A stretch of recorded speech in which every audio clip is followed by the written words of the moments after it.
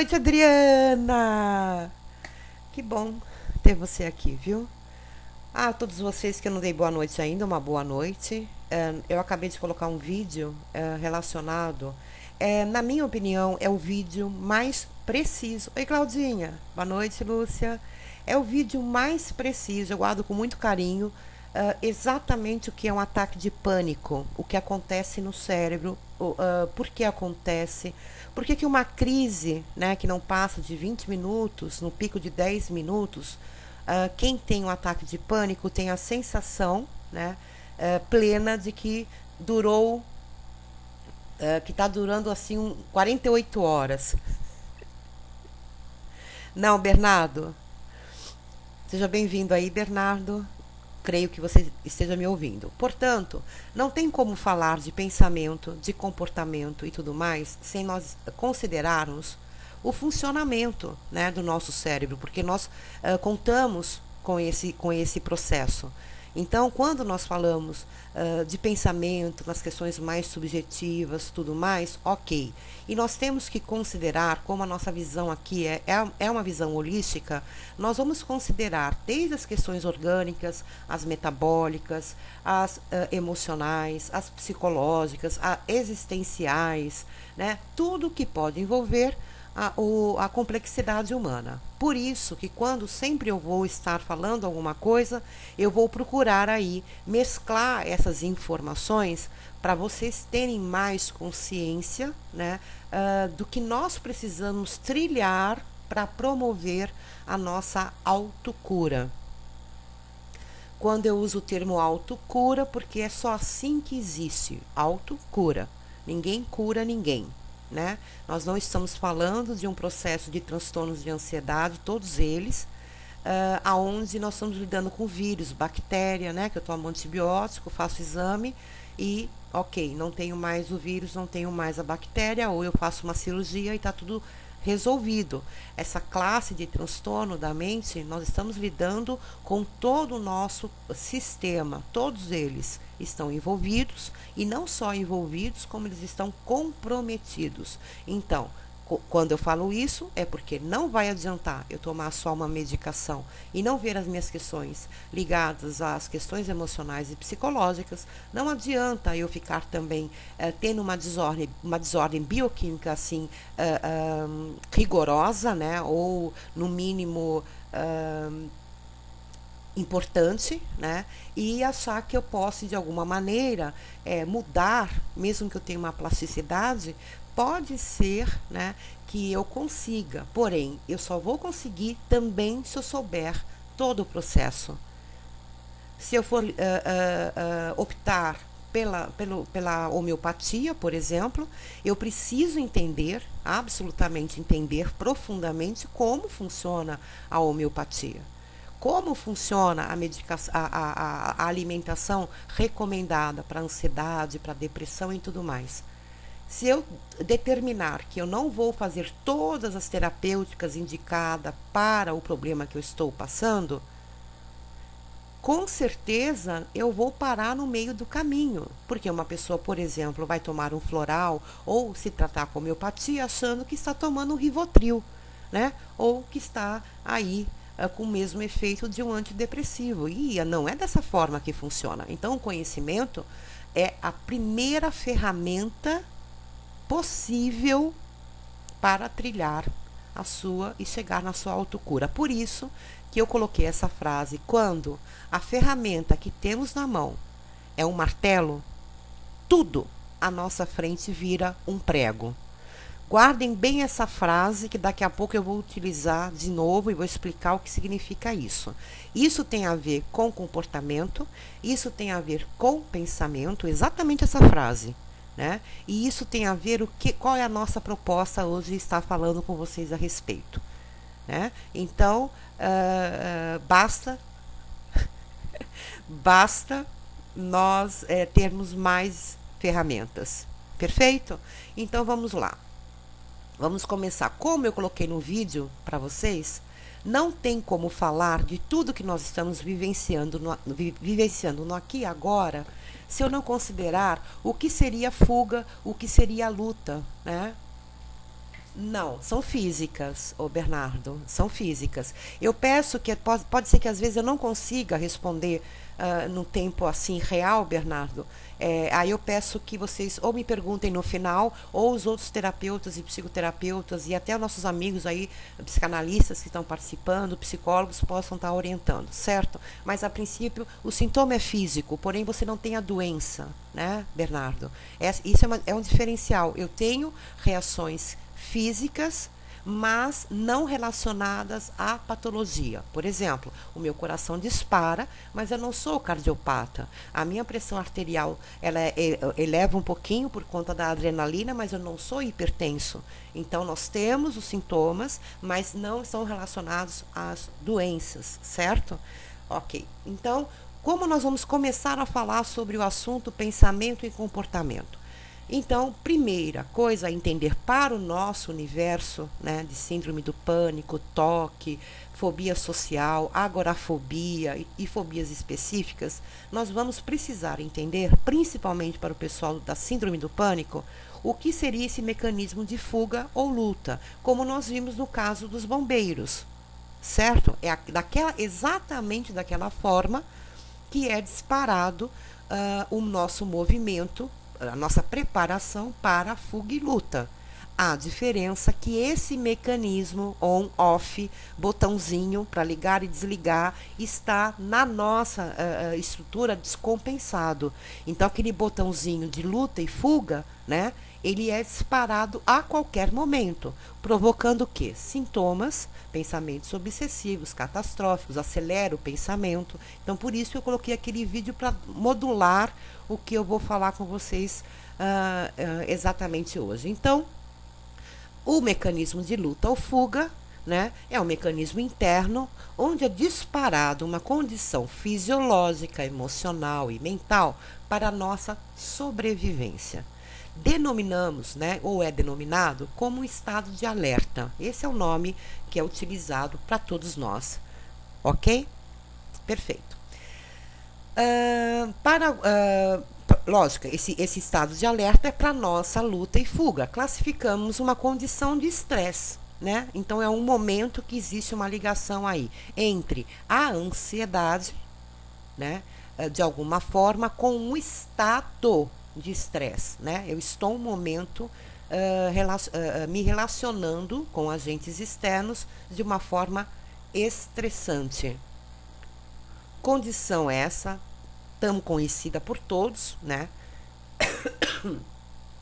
E fundamental para a nossa humanidade chegasse até os dias de hoje. Portanto, se não fosse esse mecanismo de fuga e luta, né? Ou eu, quando eu sou atacado, ou eu vou fugir, ou eu vou lutar, na época das cavernas, né? Nós teríamos aí todo mundo sendo comido pelo mamute, pelos dinossauros e, portanto, nós não estaríamos hoje na plataforma via online, nesta modernidade show de bola, porque estava todo mundo ferrado. Então, esse mecanismo, né, ele é mais do que necessário, e sempre foi e sempre será. Porque a ansiedade, esse mecanismo de um certo estresse, ele tem funções interessantes e funcionais, e pertinentes e importantes para esse mundo nosso, ele girar e rodar de uma forma bacana. Mas, para nós, né, isso está de uma forma descompensada, está de uma forma comprometida, certo? Então, logo, é esse mecanismo de fuga e luta necessário para todos nós, inclusive para nossa sobrevivência desde sempre. Guardem isso, porque daqui a pouco vocês vão entender o porquê eu estou falando dessa forma, né? Então, o nosso corpo prepara-se sempre nos momentos, né, precisos, enviando aos órgãos mais influentes nesse momento de fuga e luta, né?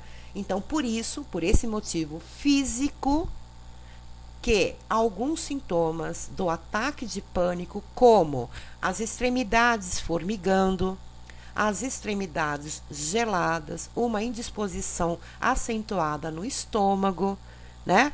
O coração dispara, a pressão arterial sobe, isso tudo é a condição humana. Ponto, ou se aceita ou não. Então, se eu vou descarregar adrenalina no corpo, o meu organismo vai reagir de uma forma precisa para minha defesa, né? A diferença é que isso é disparado a qualquer momento para quem tem síndrome do pânico e pior, tem pior do que isso, né? Porque nós somos muito legais, né? Nós pioramos bastante as coisas. O pior disso é que a nossa leitura relacionado ao sintoma. Esse é o grande problema. É como eu vou, qual é a leitura que eu faço através dos sintomas físicos que eu vou apresentar. Então, se a minha pressão arterial ela sobe, não tem o significado de ser um hipertenso, não vai acontecer um AVC, nunca ninguém morreu disso, né? Se eu tenho um coração disparado por causa da adrenalina, porque acionou a fuga e a luta, eu não vou ter um ataque cardíaco, porque o meu metabolismo ele só está se preparando, porque supõe-se, né, que eu estou tendo algum perigo ou estou passando por algum perigo. Perfeito até aí? Fui clara? Tá ok? Toda a pressão sobe, Fernando, ou Bernardo. Absolutamente toda, porque você é igual a mim, né? Nós somos da condição humana, né? Essa parte fisiológica e metabólica e física foi feita assim, e assim somos. Perfeito? Então, não se preocupe.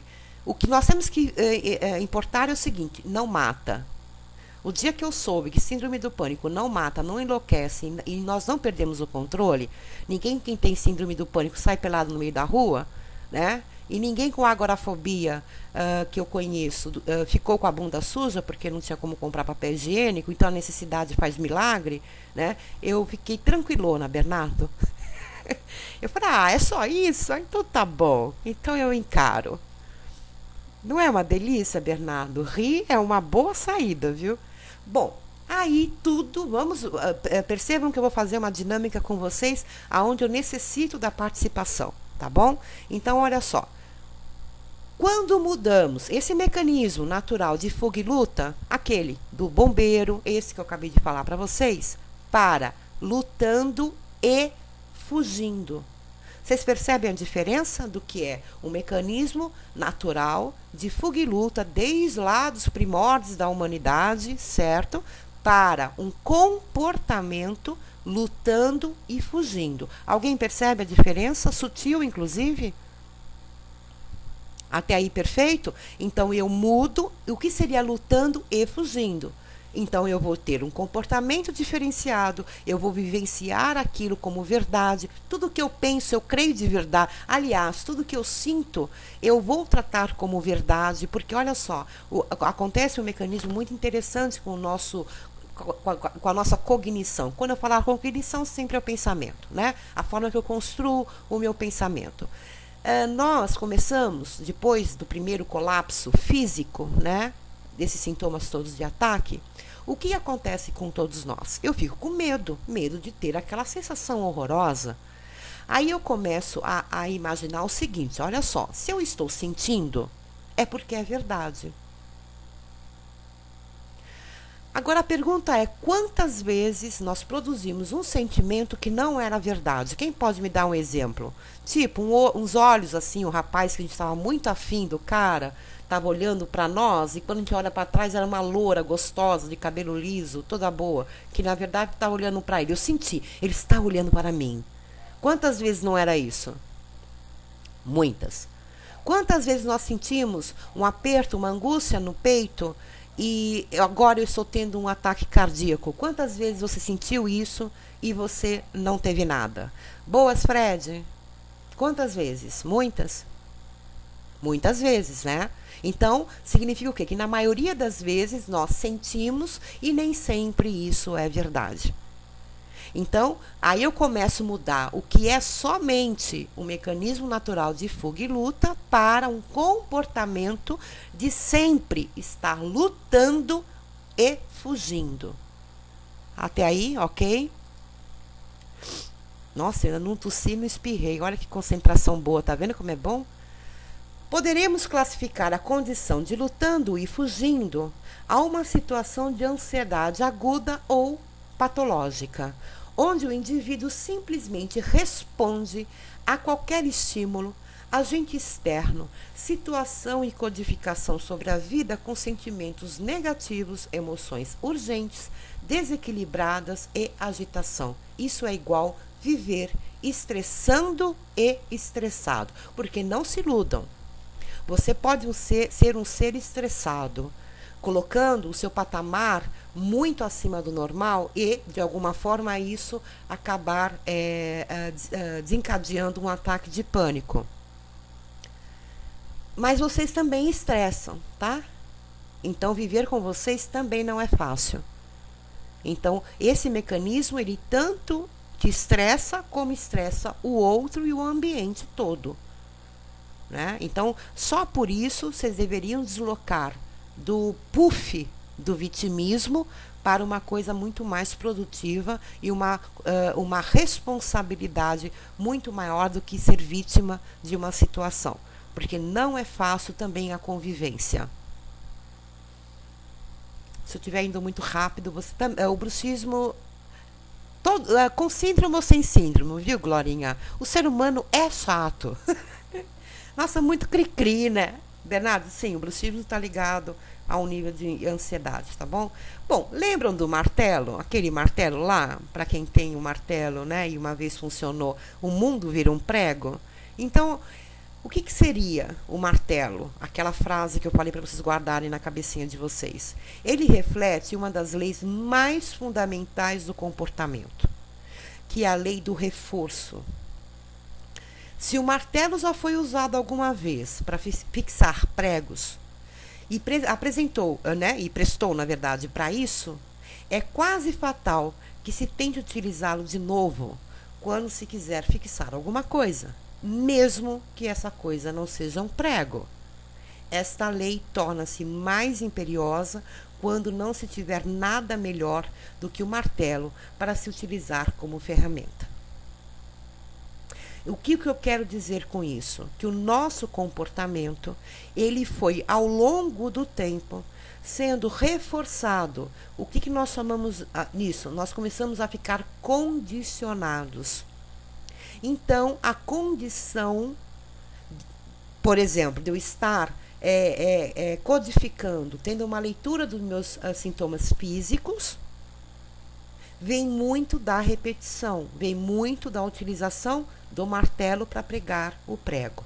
Aí eu vou usar o martelo para tudo, para me relacionar com o meu amor, para lidar com meus filhos, com as minhas questões de trabalho, com as minhas condições de saúde, tudo é o martelo. Aonde puder eu vou martelando. Então me parece lógico que se eu tiver uma caixa de ferramenta, eu vou me dar melhor perante o mundo, as pessoas e principalmente na minha paz interior. Então, vamos lá. Eu vou dar exemplos do que eu estou falando, tá bom? Então, algo para se informar. Já vou dar um baita de um exemplo, sou de bola, Caio. Olha só. A se informar. As pessoas não... Nós, pessoas, eu, Caio, Deunice, Glorinha, Adriana, Bernardo, Fernando, todos nós não conseguimos eliminar de forma natural a tensão gerada pela ansiedade. A mente cria válvulas artificiais para dar vazão a essa energia negativa.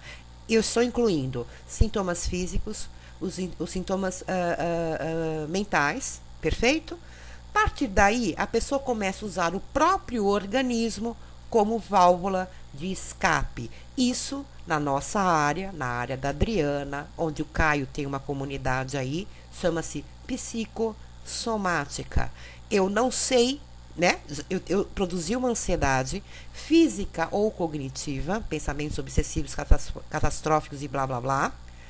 Eu não sei colocar isso externamente. O que acontece? Essa descarga, ela não sai, ela volta para o meu próprio corpo.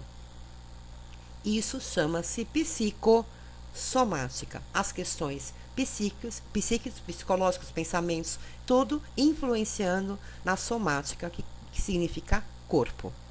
Certo? Então, eu não sei lidar, eu produzo, todos nós produzimos ansiedade, o nosso corpo ele não sabe eliminar isso de uma forma natural ou sozinho.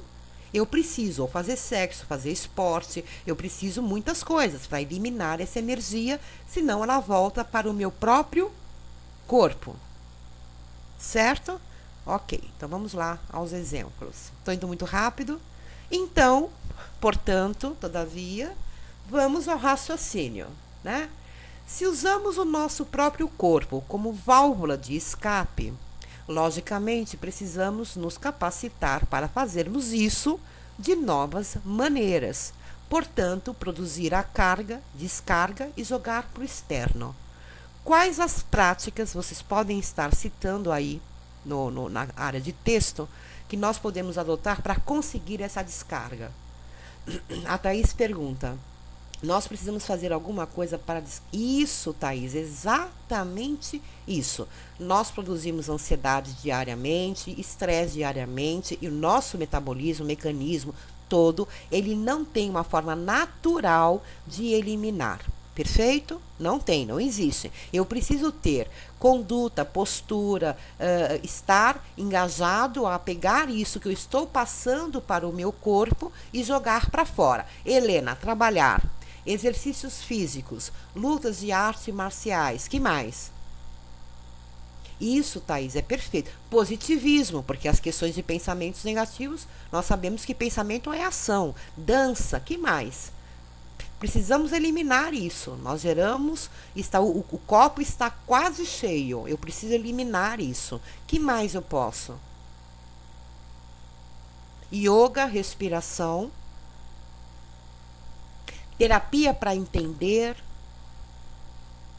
Perfeito? Perfeito. Então, é mais ou menos exatamente esse o processo. Eu preciso arrumar vários mecanismos para baixar a minha ansiedade, o meu estresse. Por quê? Porque isso eu não tenho como eliminar. Florais, cada um na sua área. E daqui a pouco, se der tempo, eu posso diferenciar as áreas. O cigarro, Alisson, aumenta a ansiedade, viu? É um ledo engano. Bom, então, eu preciso fazer, eu sei que quando eu faço palestra, eu sei que eu procuro ser menos didática possível, porque é um porre, no domingo, ainda mais no domingo, né? Mas eu considero que eu sou melhor do que Fantástico, do que o Gugu. Mas eu sei que às vezes eu tento fugir de uma coisa muito didática, mas é necessário saber o que eu estou falando para vocês entenderem de uma forma também, por um ângulo, né, diferente, né? Então, olha só, para nós falarmos do pensamento em comportamento, eu preciso passar uma informação para vocês, que é o sistema, né? Como é que é feito o nosso cérebro, né? Eu tenho o sistema de inibição comportamental e eu tenho o sistema do cerebral de defesa. Perfeito? Eu tenho duas formas de lidar. Uma, eu estou lidando com TAG, e outro, eu estou lidando com ataque de pânico. Porque muitos perguntam qual a diferença do TAG e síndrome do pânico. Porque tem pessoas que têm TAG e não têm síndrome do pânico, ou porque toda pessoa que tem síndrome do pânico tem TAG anteriormente, né? Então, eu vou tentar explicar para vocês o porquê disso e por que isso o pensamento influencia. O que é TAG? É transtorno de ansiedade generalizada. Nossa, se eu ficar com ar até o final, né? Eu vou tentar. Então, olha só que bacana. O sistema de inibição funciona da seguinte forma. Esse sistema é ativado por estímulos condicionados. Para vocês, o que significa estímulo condicionado? O que é ter condição de alguma coisa? Né? Eu namoro só com você na condição de você parar de fumar. Eu só vou te dar um presente na condição de você todo dia levantar e arrumar a sua cama. Então, eu tenho estímulos condicionados. Então, eu coloco condição. Então, no nosso cérebro tem um sistema assim, que chama inibição sistema de inibição, né? Então, como é que ele funciona? Com estímulos condicionados. É exatamente aí que a ansiedade acontece. Ele é responsável pela organização de dados, nós podemos chamar isso de memória, tá? Tanto os recebidos quanto os armazenados na memória, bem como compará-los. A partir dessa organização, vamos ter condições de analisar ou criar planos comportamentais, né, mais adequados. Se as informações recebidas for coerentes com o que eu já vivenciei, né, que eu já passei, eu tenho isso na minha memória, e eu não considerar ameaçador, o comportamento fica normal, continua você tocando a sua vida. Caso contrário, quando é detectado a incoerência entre o estímulo que está sendo apresentado e o que já está armazenado na memória, inicia-se a ativação do sistema de inibição comportamental. O que significa isso? Que o comportamento permanece inibido até o cérebro tenha condições de avaliar os estímulos ameaçadores. Exemplo. Olha que bonitinho o exemplo. Olha só. Estou com o meu celular, todos nós, imaginando uma cena. Nós estamos com o celular, toco o celular à 1 da manhã. Quando eu olho no visor do meu celular, está ali o número do meu chefe. Ok? 1 da manhã, eu olho o meu celular e tem o número do meu chefe. Se na minha memória eu me relacionar com o chefe, figuras de autoridade, o meu pai, o que for, o fato de 1 da manhã, essa autoridade que é o meu chefe me ligar, eu vou ter uma reação. Então eu posso ter na minha memória, só pelo número do celular do chefe, prestem atenção. Se o cérebro, eu acabei de receber um estímulo, né, que foi o número de telefone do meu chefe, eu posso automaticamente, sem perceber, eu vou estar ou associando aquilo a uma bronca, ao desemprego, à autoridade, à humilhação, tudo rapidamente aonde eu vou estar lembrando da figura de autoridade na minha vida. É só o telefone do chefe. Se eu tiver esses pensamentos, humilhação, autoridade, meu pai brigando comigo, dizendo que eu sou um fracassado e tudo mais, é a minha memória. E é nesse sistema de inibição comportamental no cérebro, né? A memória. É como se fosse um arquivo. Ele vai procurando em fichinha, rapidinho, blá, blá, blá, blá, blá. Autoridade. Autoridade, eu passei mal, me humilharam, a minha professora fez isso, me chamou de burro na frente dos meus amigos. Tudo isso vem de uma forma inconsciente. Perfeito? Ok, se eu tenho tudo isso é 1 da manhã. Se eu tenho tudo isso, nesse momento o meu coração já disparou, eu já consegui transpirar, eu já liguei para minha mãe 1h30 da manhã perguntando o que ela acha que o chefe quer com ela, como se a mãe soubesse. Eu já entrei no Facebook, na síndrome do pânico, já perguntei, gente, eu tô tendo uma crise, porque o meu chefe me ligou a 1 da manhã. E era só um número. No dia seguinte, a pessoa vai, pergunta para o chefe o que era, a 1 da manhã, era só para antes de ir para o trabalho, pegar a pasta ou comprar as flores para a esposa do chefe, não era nada demais. A pessoa passou a noite inteira, produzindo sintomas a partir de um telefonema, de um número no visor do celular. Então, eu faço associações. Um estímulo bobo, que pode ser trilhões de coisas, eu posso desenvolver isso, sintomas físicos e mentais. Isso acontece com o cheiro, com a cor. Então, às vezes, vocês têm uma crise ou alguns sintomas isolados e não sabem perceber onde começou, porque isso é inconsciente, isso é automático. E, na verdade, alguma associação feita por vocês na memória. Então, eu dou sempre um exemplo muito bacana. Se você tem um trauma, por exemplo, que você foi num velório aos seus 4 anos de idade e no ambiente você sentiu muito o aroma de flores e você viu a sua mãe chorando, a sua tia chorando, todo mundo debruçando no caixão, você não lembra da cena, mas toda vez que você sentir o cheiro da flor, você vai associar a tristeza e a morte. Mesmo que essas flores estiverem dentro da igreja do seu casamento. Ou mandaram para você o homem mais romântico do mundo. O inconsciente dispara sem a gente perceber. Então, o que é bacana? Nós entendermos o mecanismo. Perfeito? É só o que eu estou passando para vocês é só para entender, considerar tudo isso que eu estou falando. Considere isso, porque é assim que funciona. Outro exemplo, ok? Suponha que uma criança foi atacada por um cão feroz. A dor provocada pela mordida, né, ou pelas mordidas do cão foi um estímulo incondicionado, que eliciou fortes reações emocionais na criança, as quais podemos resumir sob o nome de medo. A criança até então não tinha medo do cão. A partir que ela levou uma mordida, ela sentiu uma dor, né? Então, o que está associado a essa dor da mordida? A imagem do cão, o seu latido. Antes, né, que eram estímulos neutros, porque a criança não foi mordida, foram pareados, que esse é o nome, né? Estou muito Pavlov hoje, com o estímulo incondicionado. O que isso significa? Significa que toda vez lá com meus 70 anos de idade, quando eu tiver acesso ao latido, ao cheiro, à foto, ao cachorro de pelúcia, a um filme com cachorro, uma notícia com ataque do cachorro, eu vou produzir sintomas físicos, sem saber ao menos o porquê.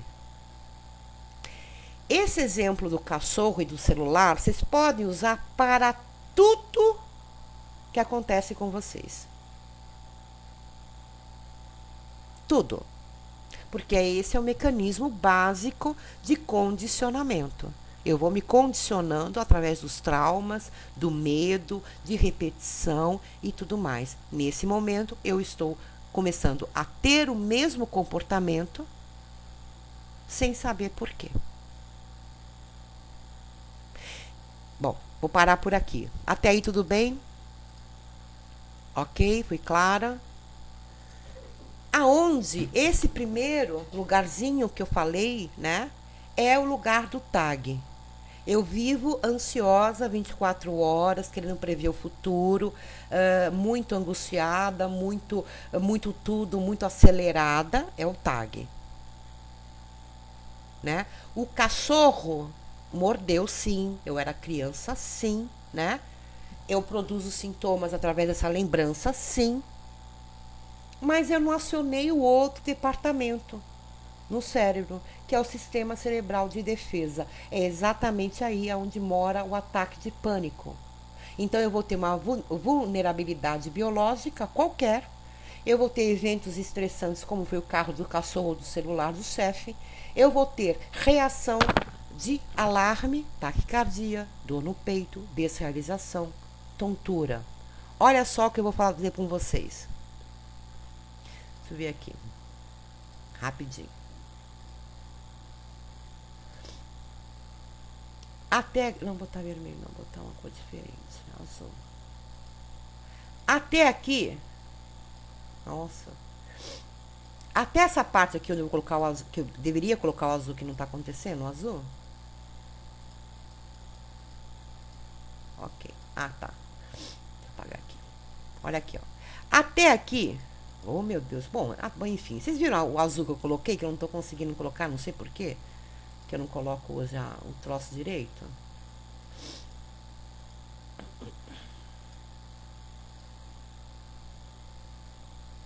Olha só que coisa chata. Bom, enfim. Não sei por que não está entrando. Ah, ó. Até aqui, ó. Mais ou menos. Nessa faixa azul. Eu estou lidando com coisas naturais. Naturais. Lógico, todos nós temos vulnerabilidade biológica, né? Eu tenho sintomas.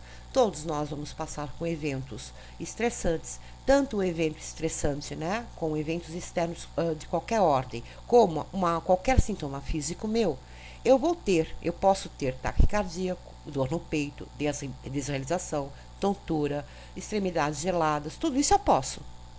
A partir dessa linha azul para baixo, eu já acionei o outro departamento que é o medo.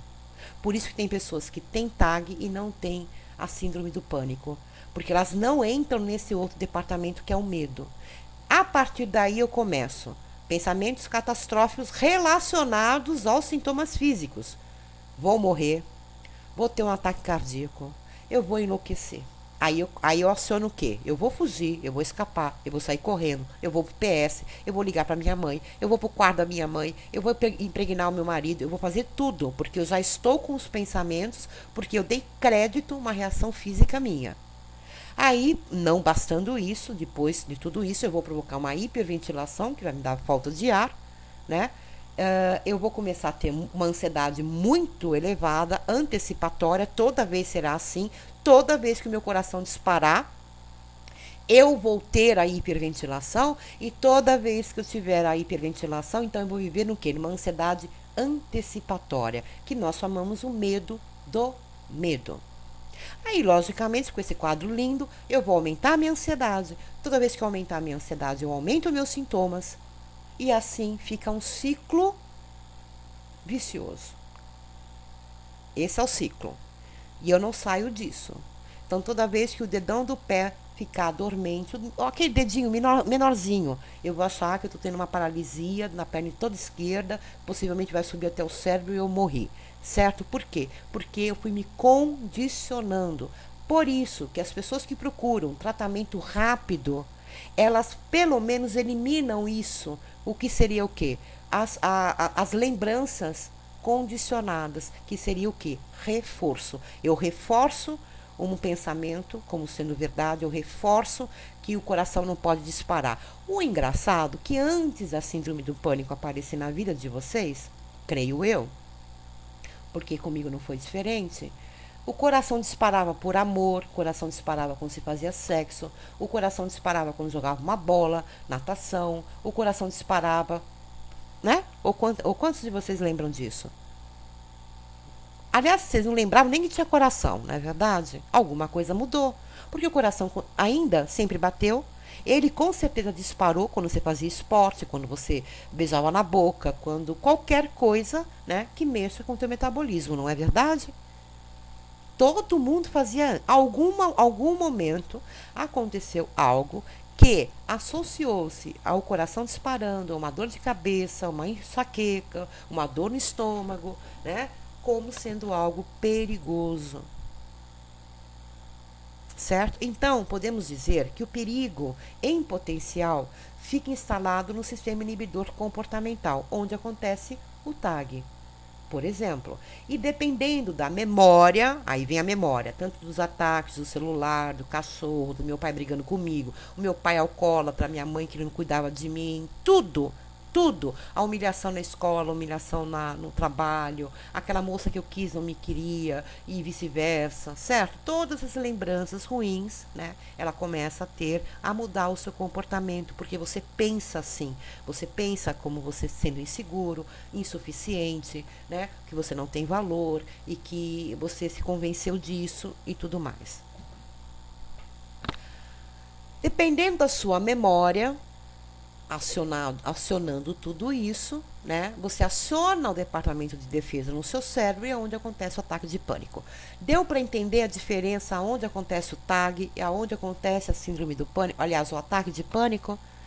Deu para perceber? Alguém tem dúvida disso? Perceberam direitinho? Ok? Pronto. Então, vamos a algumas soluções ou não para isso, que tem que ter solução, né? Que é muito bonito falar assim teoricamente, mas cadê a solução de tudo isso, né? Nós vamos chegar lá. Portanto, se a pessoa, quando é acionado o seu sistema de inibição comportamental, ela souber controlar a ansiedade, fizer terapia e definir e ressignificar para outros padrões condicionados funcionais, ela nunca mais terá crise. A pergunta: Portanto, síndrome do pânico tem cura ou controle? Na opinião de vocês.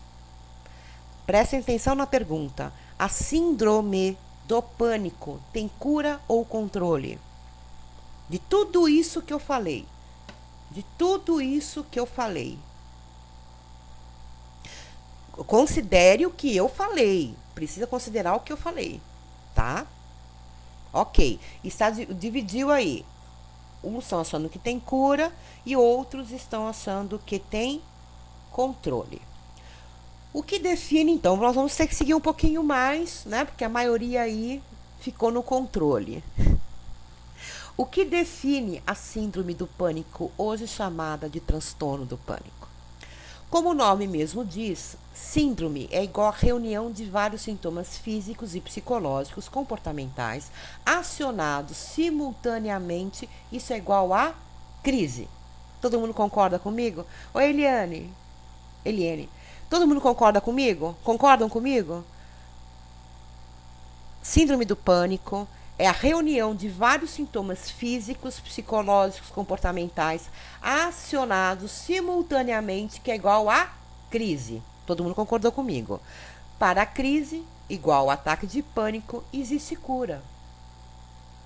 Ora, se eu estou dizendo que o departamento é outro no meu cérebro, que se eu souber lidar com a ansiedade, não deixar ela ficar acima da basal, se eu tiver aquelas descargas que eu fiz vocês escreverem, se eu tiver mudança de comportamento, se o que me estressa eu reavaliar e perceber se aquilo mesmo tem valor, então se eu mudar a minha personalidade, me tornar uma pessoa mais compreensiva, mais flexível, usar a minha plasticidade, se eu fizer exercício físico, se eu dormir na hora certa, se eu fizer uma boa alimentação, se eu fizer terapia, então a minha ansiedade ela não vai subir.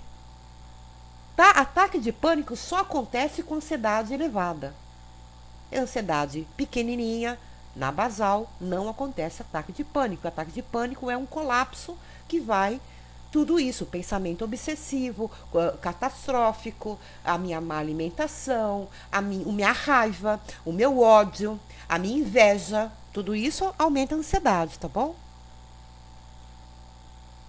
Vou devolver a pergunta de novo. Então quer dizer que a síndrome do pânico tem cura ou não tem cura?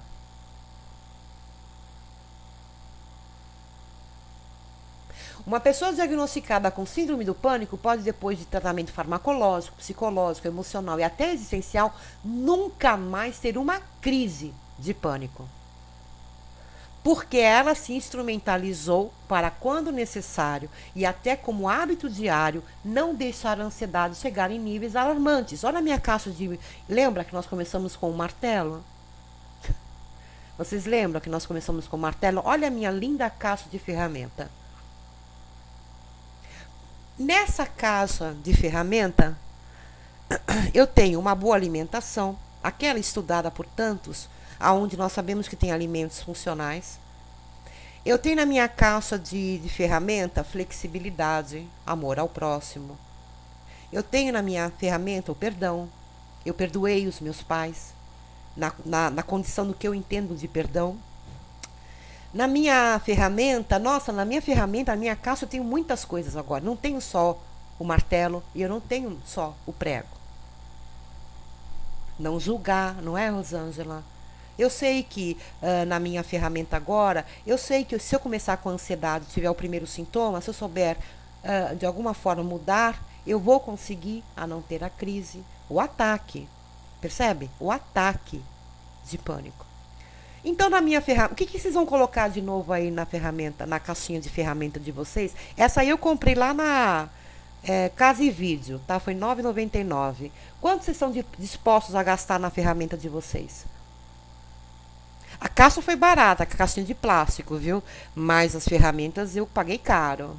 Quanto vocês querem pagar para encher a caixa de vocês de R$ 9,99? Ferramenta era cara, Helena.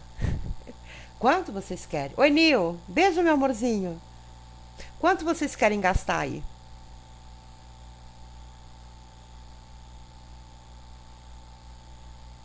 Essa é a pergunta. Aí, se eu perguntar para vocês o que tem nessa caixinha de vocês, tem o martelo e o antidepressivo, o martelo e o Rivotril, tem o martelo e o julgamento, tem o martelo, o martelo, o martelo, o martelo. Permitam-se pegar outras ferramentas a lidar com as pessoas, seres humanos, a condição física, o nosso entendimento dos sintomas. A terapia fica cara, Helena, mas o que eu garanto a você que você sozinha, se você se empenhar, você consegue. Sozinha como? Vai estudar. Se torne um terapeuta.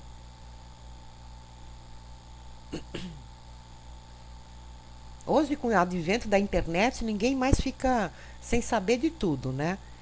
Eu quero fazer yoga, eu vou lá no YouTube. Eu quero fazer EFT, eu vou lá no YouTube. Eu quero aprender respiração diafragmática, eu vou lá no YouTube. Eu posso aprender, inclusive, a fazer uma bomba atômica no YouTube.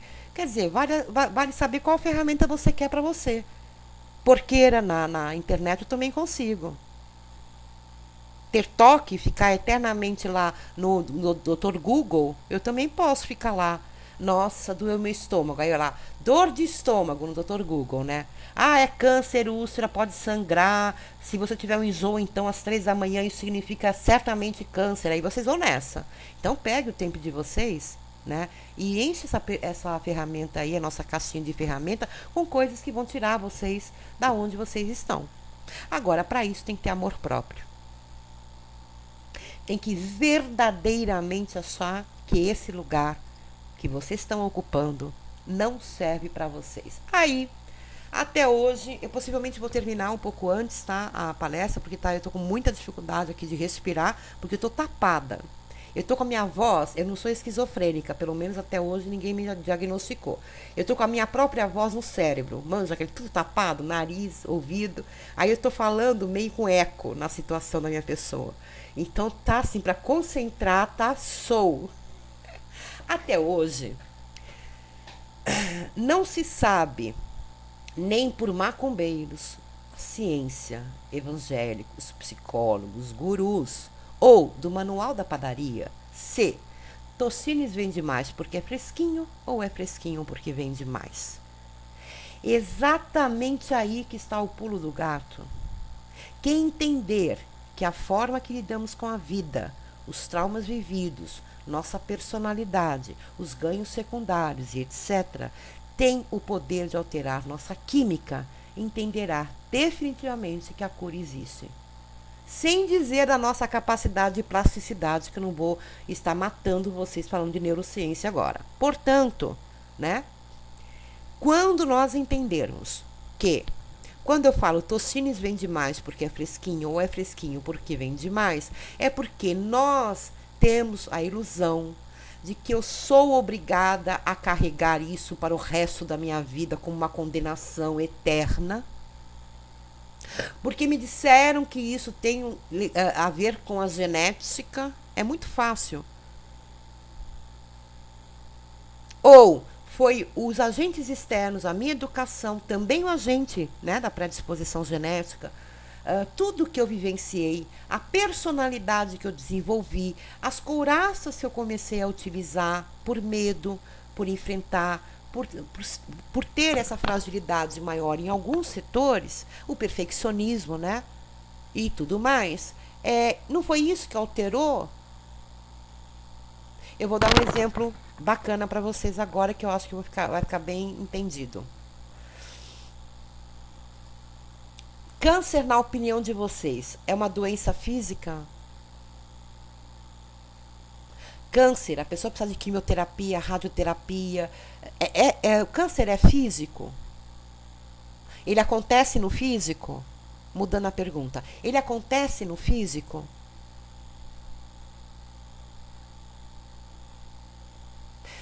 Então, Bernardo, você precisa se controlar um pouquinho, porque nós estamos num grupo aqui de 40 pessoas.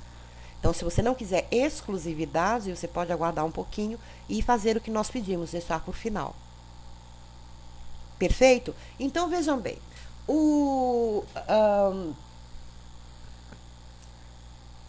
O câncer acontece nas questões físicas, não é verdade? Não é lá? Nós sabemos, existe uma célula cancerígena, não é isso? Né?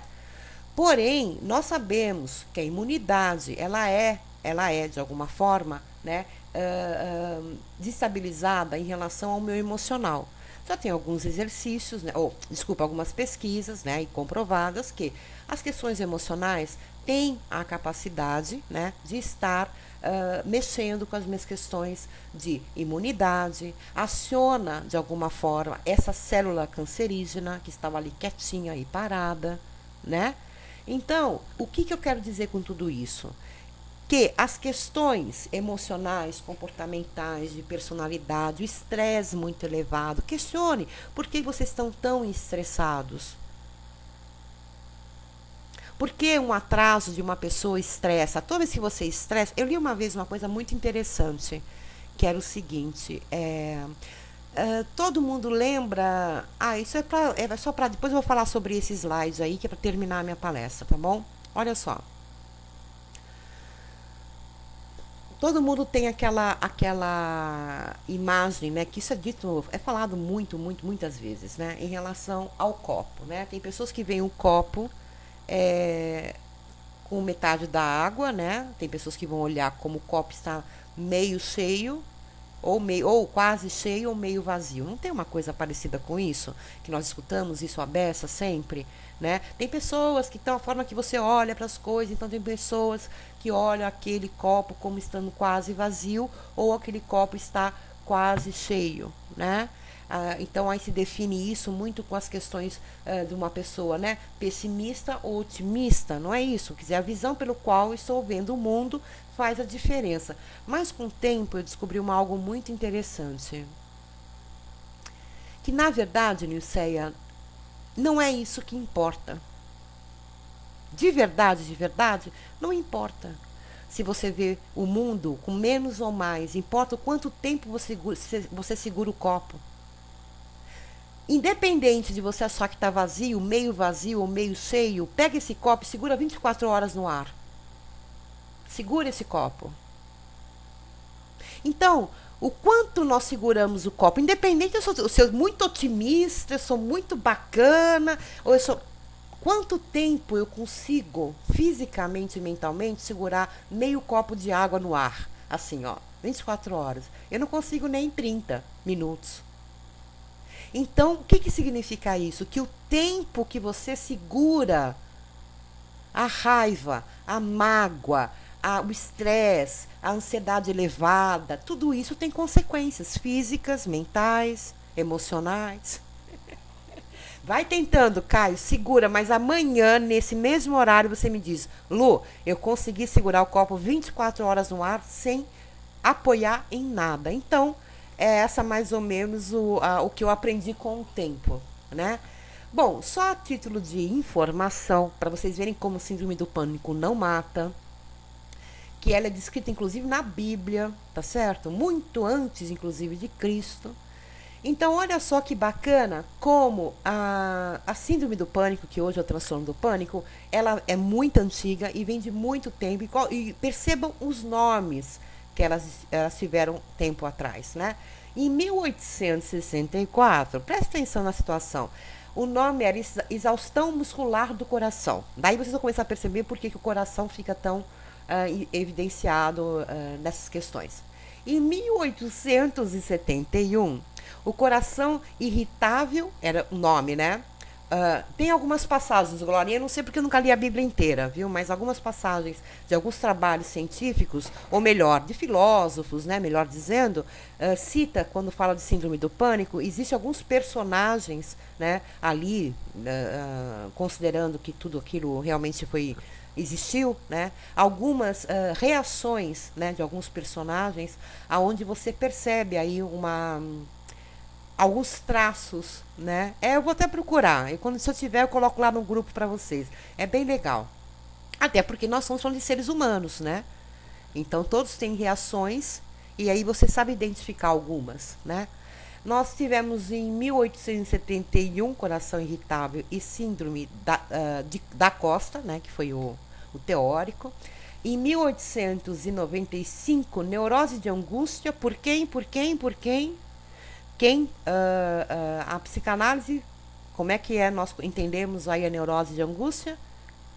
Da síndrome do pânico. Então, neurose de angústia que Freud descreveu perfeitamente em 1895, chamamos agora de síndrome do pânico. Em 1918 foi síndrome do esforço, em 1919 foi coração do soldado, isso foi por conta da Segunda Guerra, ou primeira, segunda, enfim, por causa da guerra, né? Como o pessoal voltou com estresse pós-traumático e tudo mais, veio aí o coração do soldado, porque tinha muitos sintomas, né, do estresse pós-traumático, que é muito parecido com síndrome do pânico. Então, em 1919 era o coração do soldado. Em 1939, neurose cardíaca, né? Porque, afinal de contas, né, todo mundo se preocupava basicamente com relação ao sintoma do coração. E, finalmente, em 1980, síndrome do pânico e, atualmente, transtorno do pânico. Tá bom para vocês? Tá bom? Ficou bem claro? Ficou bem claro, né? Então, nós estamos com uma coisa que parece que é modernidade, parece que foi ontem, e nós estamos falando desde sempre. Portanto, isso não mata, portanto, isso nunca matou. Então, bora trabalhar na transformação, procure tudo o que for necessário para vocês conseguirem. O Fernando havia falado no começo em relação à mediunidade, né? Se ele deveria procurar essa área. Olha, vocês devem procurar a área que vocês quiserem, desde que vocês saibam que para cada área dê a devida atenção. Então não adianta largar tudo e ir para a igreja e achar que o pastor vai dar conta do recado. Não vai. Você está sendo enganado. Não adianta você ir num psiquiatra e ele falar para você que o antidepressivo cura. Você está sendo enganado. Ponto. Ah, por quê? Porque nós não somos assim. Porque o ser humano é mais do que neurotransmissor. E o ser humano é mais do que o diabo no coração, ou Deus no coração, ou seja lá onde for no coração. Então tome rédea da vida de vocês de uma forma definitiva e adulta. Primeiro tem que querer crescer, né? Querer crescer é um saco, né? Ai, crescer é um saco. É tão bom ficar de chupeta, né? Mas chega uma hora que nós precisamos de verdade. Oi, Walter. Bom, eu vou agora parar a minha gravação, porque agora eu vou colocar o texto de vocês aqui no centro da. E eu não quero capturar, não quero gravar isso. E eu peço desculpa, eu vou terminar em torno de 9 horas. Eu acho que não tem reiki, não tem nada hoje. Mas eu vou parar a gravação para depois colocar lá no grupo, tá bom?